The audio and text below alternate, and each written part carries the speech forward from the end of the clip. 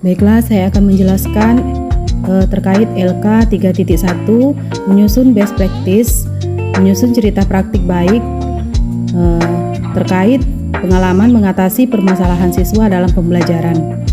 Lokasi yang ketika saya mengambil PPL, melaksanakan PPL itu di SMK Negeri 1 Mukomuko.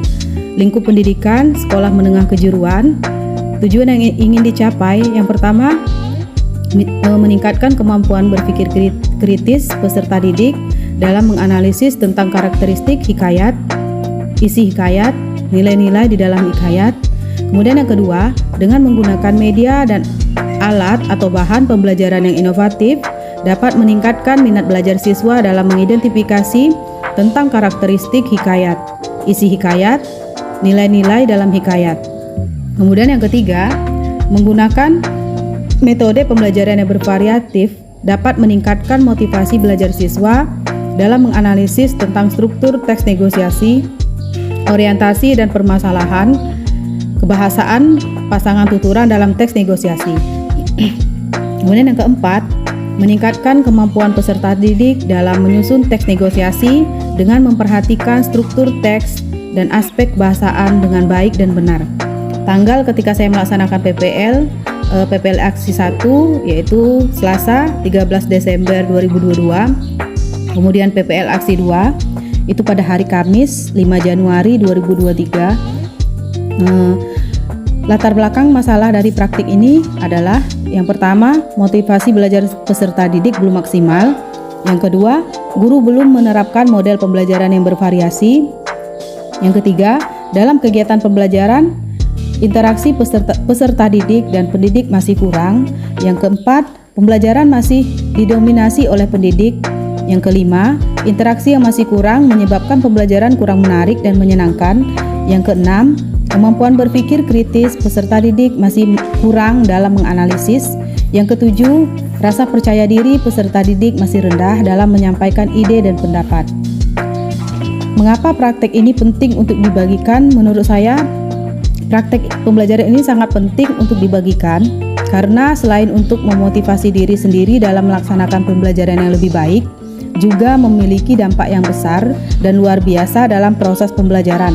Masih banyak pengajar yang juga mungkin mengalami kendala atau masalah yang sama, sehingga tidak menutup kemungkinan bagi tenaga pengajar tersebut untuk menggunakan cara atau metode yang sudah diterapkan pada praktik pembelajaran ini. Praktik ini penting dibagikan karena dapat menjadi refleksi bagi pendidik sendiri dan juga dapat berbagai pengalaman kepada pendidik lain atau rekan sejawat, serta dapat pula menginspirasi pendidik lain untuk berbuat yang terbaik bagi peserta didik apabila mengalami permasalahan yang sama atau mirip dengan yang penulis alami. Kemudian yang menjadi peran dan tanggung jawab saya dalam praktik ini yaitu yang pertama, dalam praktik pembelajaran ini saya sebagai pendidik serta pengajar sangat berperan penting dalam keberhasilan proses pembelajaran. Memiliki tanggung jawab dalam melaksanakan proses pembelajaran yang efektif dengan menggunakan media dan model pembelajaran yang tepat dan inovatif.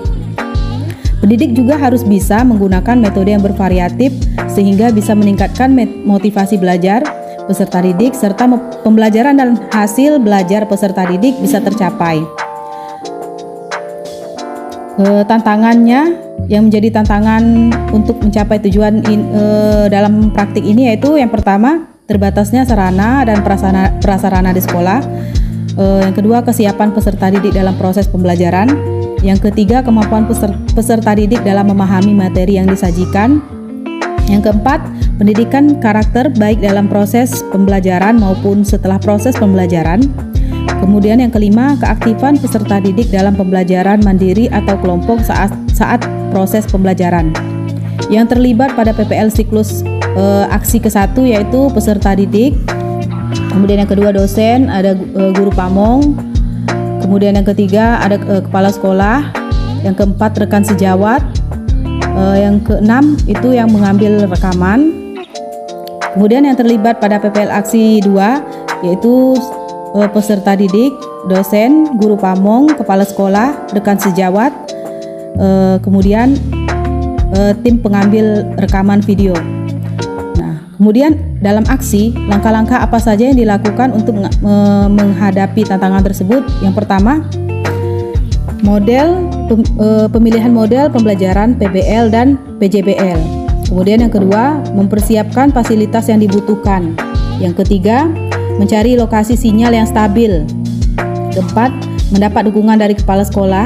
Yang kelima, membutuhkan kerjasama antara siswa dan teman sejawat dalam proses praktik PPL. Nah, strategi yang digunakan, yang pertama saya menggunakan media ajar yang PowerPoint. Yang kedua, model pembelajaran yang dipilih yaitu PBL dan PJBL. Yang ketiga, penilaian yang dilakukan meliputi penilaian sikap, pengetahuan, dan keterampilan. Yang keempat, saya mempersiapkan kelas bagaimana mendesain ruangan lebih baik, mulai dari kebersihan, kerapian, dan keindahan, sehingga siswa memiliki kenyamanan dalam proses pembelajaran. Nah, prosesnya yaitu pada proses aksi pembelajaran dilaksanakan di sekolah SMK Negeri 1 Mukomuko.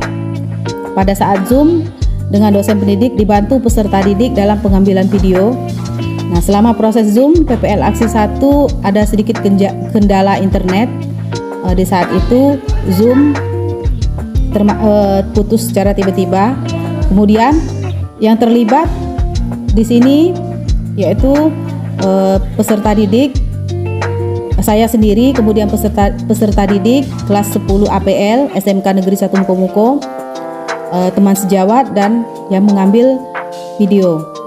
Nah, kemudian sumber daya atau materi yang diperlukan untuk melaksanakan strategi ini yaitu berupa alat atau bahan yang digunakan, yaitu yang pertama, satu buah laptop untuk Zoom dosen, pamong, dan kepala sekolah, satu laptop untuk menampilkan media ajar, satu buah infocus, satu buah speaker, dan 2 buah handphone untuk merekam video pembelajaran. Kemudian dampak dari aksi langkah-langkah yang dilakukan yaitu peserta didik dan pendidik lebih banyak berinteraksi, rasa percaya diri peserta didik meningkat, ditunjukkan dengan peserta didik mampu menyampaikan pendapat dan mengajukan pertanyaan dengan baik. Kemudian keterampilan dalam menyusun teks negosiasi meningkat. Dalam penerapan pendekatan TPA-CK diharapkan peserta didik lebih termotivasi dan merasakan pembelajaran yang menyenangkan. Hasilnya dilihat dari ketercapaian tujuan pembelajaran dan berdasarkan hasil analisis nilai dalam LKPD, peserta didik memiliki nilai yang baik serta tercapai tujuan yang diharapkan dalam pembelajaran aksi ini. Jadi bisa terus diterapkan dalam pembiasaan peserta didik tersebut. Respon orang lain terkait dengan strategi yang dilakukan. Yang pertama, kepala sekolah merasakan ada perbedaan dari model pembelajaran yang digunakan saat ini, lebih inovatif dan berbeda dari model pembelajaran sebelumnya.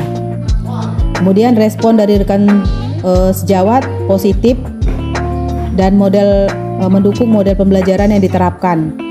Kemudian yang ketiga, respon peserta didik sangatlah bagus karena dari selama ini hanya diam menonton dan hanya menggunakan perintah pendidik, mereka aktif dan antusias dalam proses pembelajaran.